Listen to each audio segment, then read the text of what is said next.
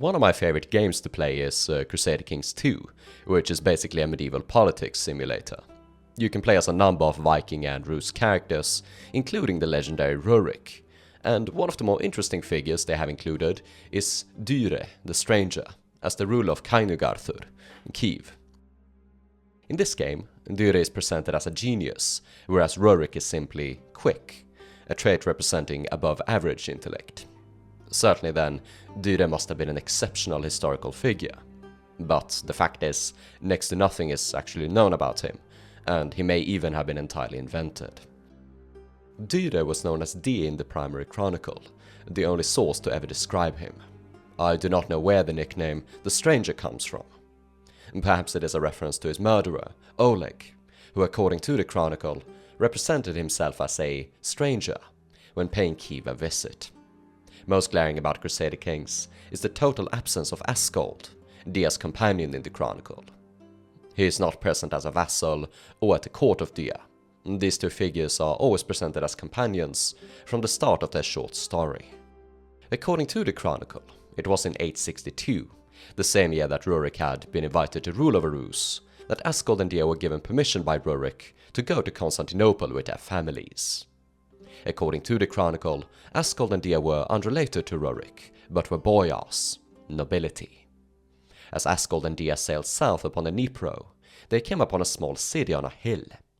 The city, called Kyiv, was paying tribute to the nomadic Khazars. Askold and Dir remained in the city, assembling a host of Varangians, and established themselves as rulers of the city and the entire country surrounding it. Their relation to the Khazars is unknown. The next year, Askold and Dir assembled a fleet of 200 boats and sailed southward to attack Constantinople, capital of the Byzantine Empire. Upon arriving inside the Bosphorus Strait, the Russes massacred the local inhabitants and finally attacked the city itself. Inside of the walls, the Patriarch and Emperor prayed all night and sang hymns, and carried the sacred vestment of the Virgin to dip it in the sea. This caused the calm weather to brew into a storm, capsizing the Rus fleet and forcing them to return home. Nothing is known of how Askold and Dir spent the next few years. Rurik passed away in 879, and his infant son Igor inherited the throne. A kinsman of Rurik, Oleg, governed as regent, and the next year he began a campaign of conquest, subjugating the neighboring tribes. In 882, he arrived in Kyiv, intending to conquer the city. He left his warriors to hide in the boats, and carrying Igor in his arms, went forth to meet with Askold and Dir. As the joint rulers approached, the warriors revealed themselves, and Oleg told the rulers, "You are not princes, nor even of princely birth, but I am." And he showed them Igor, announcing him as the son of Rurik. Then he slew Askold and Dir and carried them to the Hungarian hill, where they were buried. Today, there is still a monument in Kyiv called Askold's grave, marking the place where he was purportedly buried. So ends the official story of Askold and Dir, a short and strange narrative. Even though next to nothing is known about them, they have invoked considerable imagination among Romantic-era artists. The scene of their murder has been reproduced several times, and they seem to be quite popular figures. However, outside of the primary chronicle, nothing is known about them, making it questionable if they ever truly existed.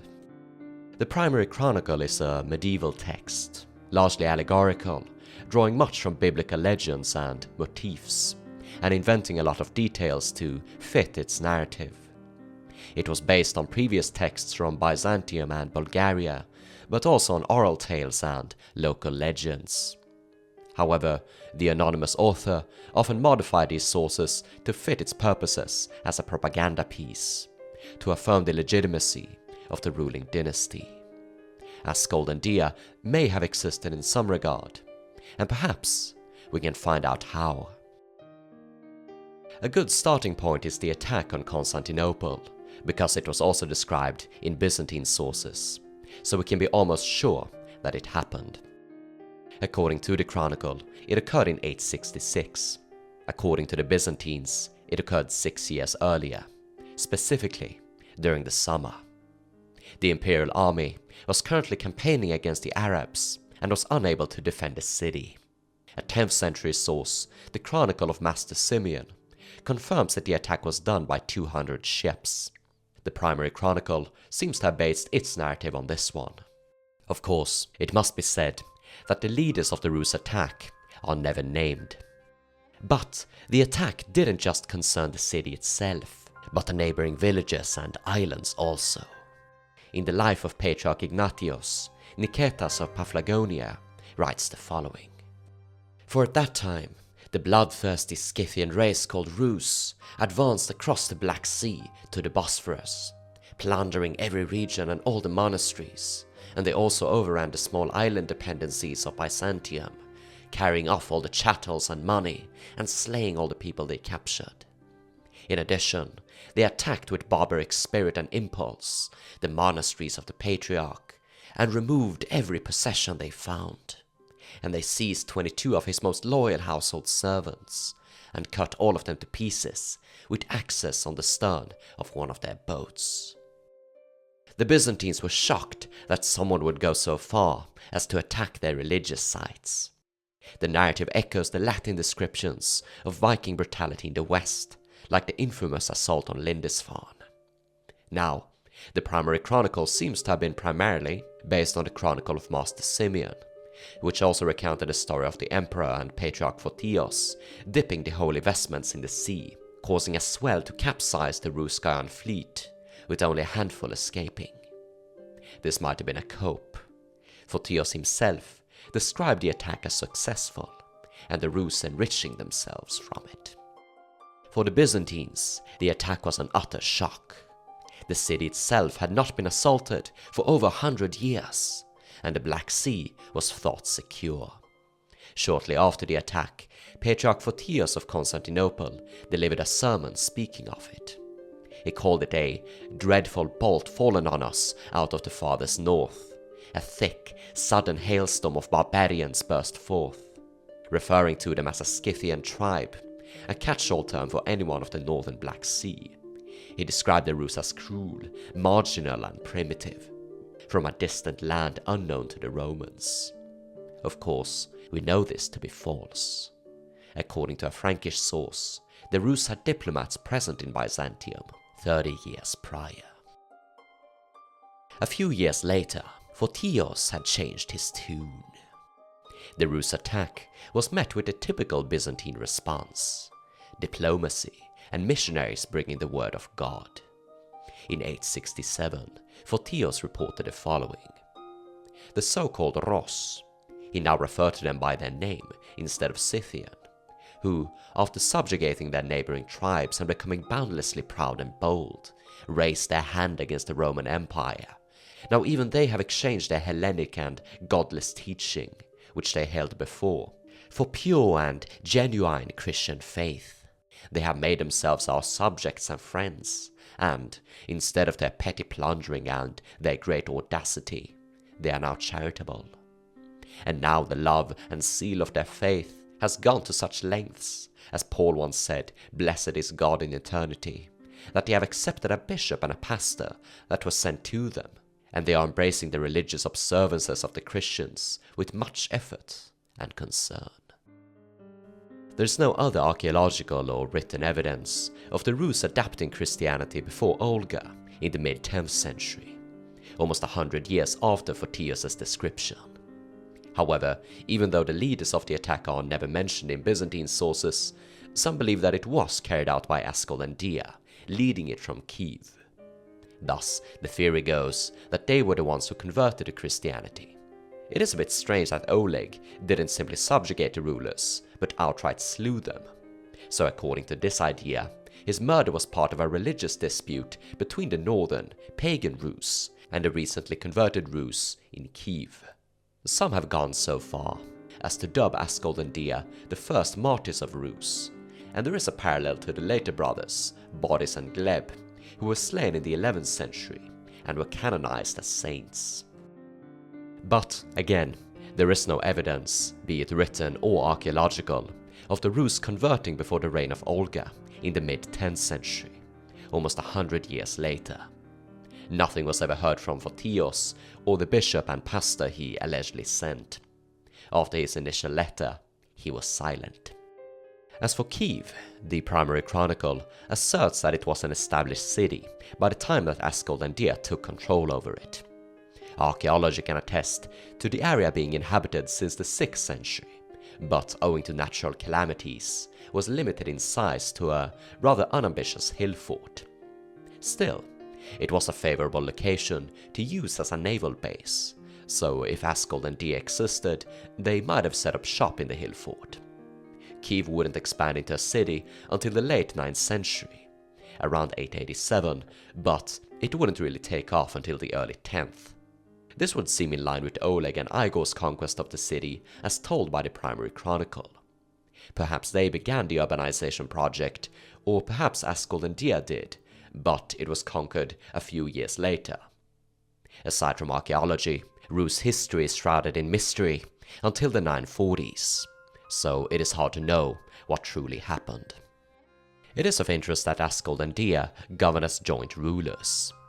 A parallel can be drawn to Igor and Oleg, whose joint rulership is speculated to have been an adaptation of the Khazar system, where a military commander ruled the country alongside a sacred head of state, the Khagan. The Rus would even adopt the title of Khagan for themselves, attested by numerous written sources, both from the Franks, the Muslims, and even inside of Rus itself. We do not know if either Askold and Dir used any such titles, and some even believe that Askold and Dir were not two separate persons, but a single person, Askold-Dir, or even the Old Norse Höskuldur. The names are nominally recognized as Scandinavian, both in Western and Eastern consensus. A lot of the research cited here has ultimately been concluded by the Ukrainian scholar Omel Pritsek. The usual etymology of Askold is the Old Norse Höskuldur, derived from Hoskollur, meaning greyhead, usually in the meaning of a wolf. Others say it comes from Haskuldur, being an unfriendly enemy to your adversaries. As for Dir, no one has reached a consensus. According to one idea, presented by Omel Pritsek, it stems from the Old Norse Dyr, meaning an animal or beast. Specifically, a deer. The word is related to the modern Scandinavian djur, meaning an animal, and of course, the modern English dia. Pritsek believed that the corresponding word in Slavic was sver, a taboo word for bear, equivalent of bjorn in Old Norse. Thus, Pritsek believed that to the Vikings of the East, dyr meant bear. It would be appropriate if Höskuldur was the grey wolf and dyr the bear. Thus believing that dyr might have meant bear, Pritsek then attempted to connect Dir of the primary chronicle to the legendary Viking Bjorn, who according to Norse tradition ruled as king over Svithjod-hin-Mikla, Great Sweden, also called Svithjod-hin-Kalda, Cold Sweden, nicknames for Eastern Europe. Since people are gonna be so uppity about calling the region Russia owing to modern politics, I think we should go back to just calling it Big Sweden. Shitposting aside, some believe that both Askold and Dir existed, but that they didn't rule or exist at the same point in time. Perhaps the legend of them had persisted, and the primary chronicle wanted to include both of them somehow. There is some obscure evidence for Dir's existence. Al-Masudi, an Arab historian of the 10th century, wrote of the first king of the Eastern European Slavs as Al-Dir. It has also been proposed that Al-Dir is a contracted form of Valdimir, the Arabic version of Vladimir. Most disappointingly, it could be a corrupted form of Al-Din, from the name of Otten. Then, Al-Dir would most likely have referred to the German Emperor Otto I, who between 936 and 973 subjugated and converted the Western Slavs, hence the association. It has also been proposed that Al-Dir simply meant ruler. There are, of course, those who deny the Scandinavian connection to Askold and Dir, citing a Slavic origin of the names. In the 15th century, Polish historian Jan Długosz wrote how Askold and Dir were descendants of Kyiv, the mythical founder of the city of Kiev. This narrative was used by subsequent historians, both as a counter to the Scandinavian theories and also to confirm a Ukrainian national identity as existing as far back as the city's founding. Dlugosz himself had a vested interest in writing what he did. Being a Polish chronicler, he wanted to associate Kyiv and his tribe, the Polans, with the Western Polans, who would become the Polish. Thus, he could legitimize Polish control over the city of Kyiv and surrounding territory. Whilst there certainly was a local legend of a guy called Kyiv establishing Kyiv, it seems people thought he was a ferryman, and there is no evidence of any tribe in Kyiv called the Polans. Neighboring chroniclers, like the Byzantines, were very diligent in documenting the vassalized tribes of the Rus, like the Drevlians. So it is entirely possible that the Eastern Polans were entirely invented by the Chronicle. To some degree, Askold and Dir might have been real people, alive sometime in the 9th or 10th centuries. But who or what they were exactly is uncertain, and seems to have been twisted by legend and dramatized by the primary chronicle. I find it likeliest that they were warlords of the region who somehow opposed the ruling dynasty and were defeated in some undocumented and unknown civil war. Archaeological evidence points to the first Rus settlements, Ladoga and Olgerd, being burned in the 870s, corresponding chronologically to the rise of Rurik and the deaths of Askold and Dir. Perhaps their opposition occurred much farther up north. Or perhaps they were simple rulers who did nothing of note, or did just enough to have their names remembered, for the author of the Chronicle to do something interesting with them. It is hard to tell, and though the truth continues to elude us, Askold and Dir remain some of the most fascinating figures of medieval legend. I hope you enjoyed this short episode on Askold and Dir. There isn't really much to be said about them, since so little is known and written of them, but it is fascinating regardless. If you want to support Baltic Empire, please consider becoming a channel member or Patreon supporter. More videos on the Rus will be coming soon.